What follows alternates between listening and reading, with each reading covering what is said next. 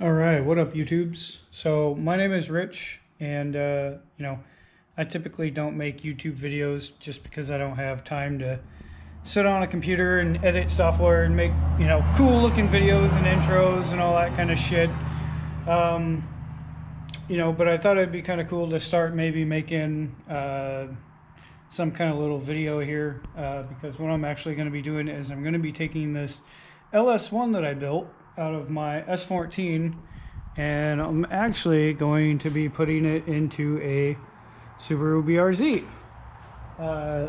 This thing has a turbocharged FA20 in it, but the friend slash customer of mine would like an LS swap into it. So this is my S14. I've had this car for like 17 years, I think. And just recently I took the 500 horsepower RB25 out of it and put an LS1 that I built. This is a basically at this point a Gen 4.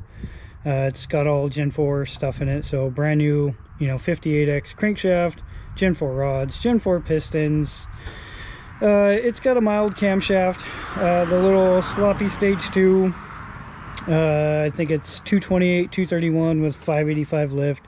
And of course it's got, trunnion upgraded rockers and thicker push tubes. But other than that, just a basic rebuild with a good old Melling oil pump. It is running the ACES EFI system on it, and it has done me pretty good for the few events now that I have driven it. Don't mind the car is absolutely filthy, since Medford gets cars just nasty. But anyways, yeah, so basically he wants to buy this motor, so this will be coming out here very soon, and we'll be going into this BRZ. So that's what I'm doing today, is I'm starting to pull this motor and transmission. As you can see, I got the drive shaft out, the exhaust out, and started taking some of the intercooler piping and whatnot out of it. Obviously the lower radiator hose, start draining the fluids out of it, that kind of thing. So yeah, just figured I would share this process for anybody that is looking to LS swap a BRZ or 86 or FRS. So here we go. Alright, so here's a better look at Dimitri's BRZ. Very clean car, very well set up. And yeah, so first things first, obviously drive shaft, exhaust, underneath, kind of start getting some of the underneath stuff done.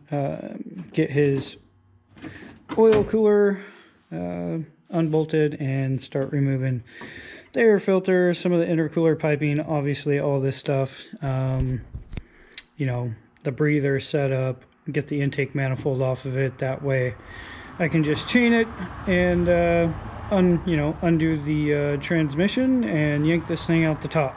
So here we go. Okay, so have the air box removed and some of the intercooler piping, got the coolant drained, stuff off the turbo. Now you want to get your cross braces off. Here, disconnect your sub harness that runs inside the car, and he had a fancy catch can setup, breather setup that was up here. Got that all removed. Now we'll continue to remove your heater core hoses, your some of the wiring here for the starter, and then get this intake manifold off, get the AC lines off the compressor. Don't forget to get that evacuated by a professional with a real AC machine. I evacuated the system on this car before I brought it home. I did that at work, so there is nothing in the AC lines. We will get the AC lines off out of the way. This car will be getting the Sicky AC lines for the LS swap. So get those off, intake manifold off today, and then yeah, keep strumming along and let's get this motor pulled today. Okay, so just removed the negative and positive cables that run to the starter. Got the AC lines off, removed the low pressure side. The high pressure line is just going to stay on the chassis for now until I get the motor out, and then we can remove the high pressure side. Got the heater core hoses off, got the brake booster line off, then got the slave cylinder unbolted and out of the way. So now we just need to remove this intake manifold.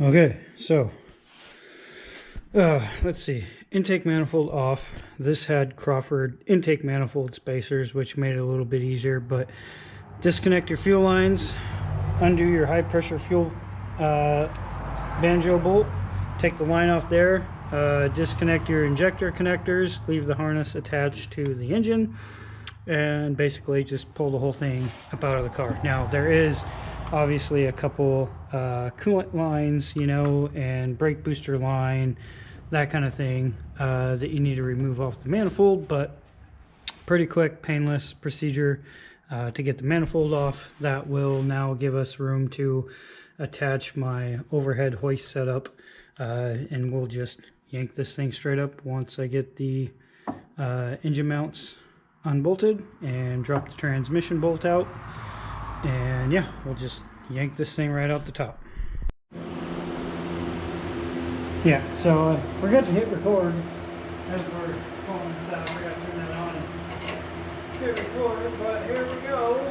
Motor and trans together out the top.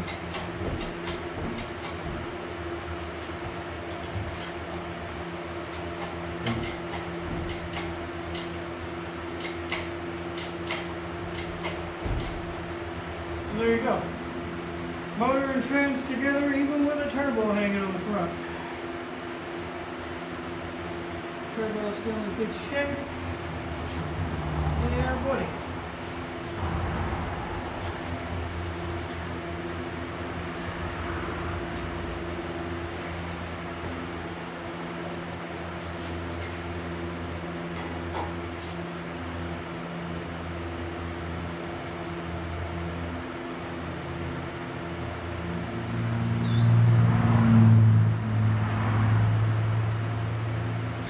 So just waiting on the Sicky parts to get here now in the mail. Today is Saturday. They're supposed to be here Tuesday. That's if I'm here to sign for them. So I will have parts next week, and then yeah, we'll start tackling everything that we got to tackle along the firewall, the brake lines down there, the steering gear bushings, and yeah, so not bad for about 2.5 hours of work. So I will update you guys with part 2 as we go. All right guys, so that is part 1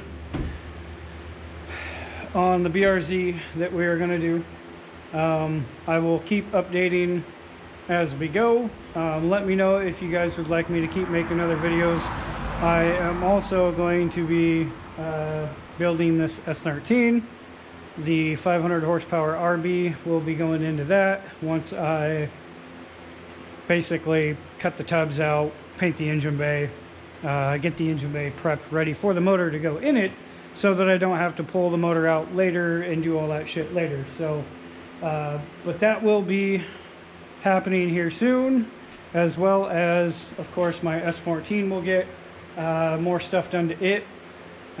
Once this LS1 comes out, I will be building a iron block 6 liter with forged internals for a big boost. Turbo kit was already mocked up using this LS1, so the turbo stuff is already made, ready to go on. Basically just needed to sell this motor to my buddy here, and then we can start the 6-liter build, get that swapped in.